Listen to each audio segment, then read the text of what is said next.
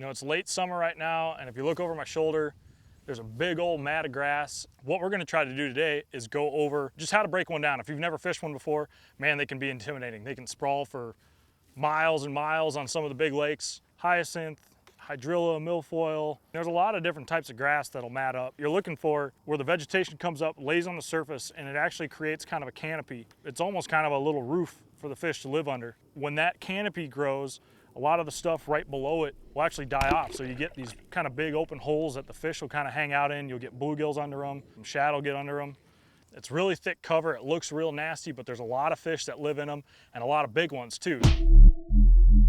We'll go over a couple of the basics on how to get after these fish. There's only a few things you need, and really a frog is going to be a big player. Usually in the mat, a dark color or light color, you'll figure out which one they're eating better that day. And then on top of that, you need some sort of follow-up bait.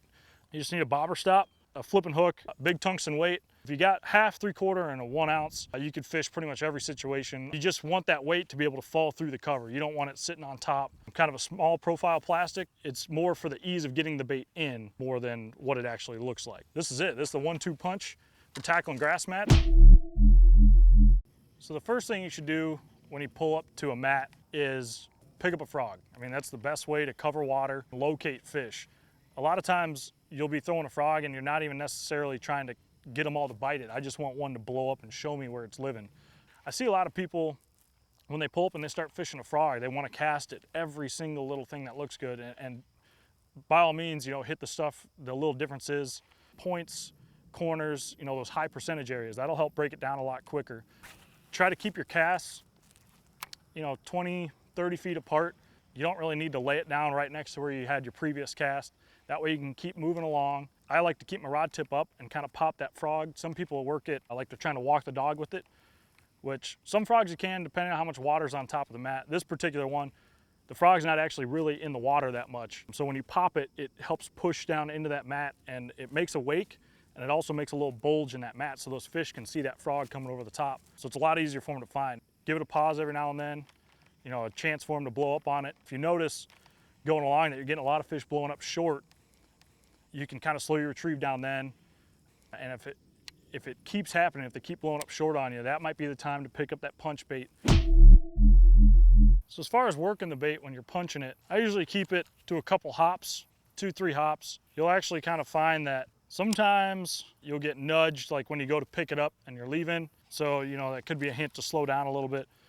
But generally speaking, your bites are going to come in the first 2 or 3 hops of the bait. So then that way you can keep working a little quicker and it doesn't slow you down. The other thing too is when you drop it in, I keep the bail open or keep it on free spool. So that weight, you want it to fall on a slack line. You want it to fall real fast and hard. Then I engage the reel. And then you get one to bite it when you're pulling it back up. Like that. That's a little chunky one. But I mean, that's what you're looking for. You want a couple hops, keep moving. And now since I caught a couple fish out of this, I'm probably gonna sit here. I got the poles down. I'm gonna sit here and kind of work it over a little bit.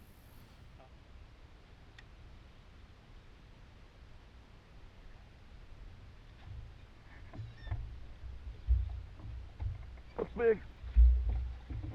Oh, it's really big.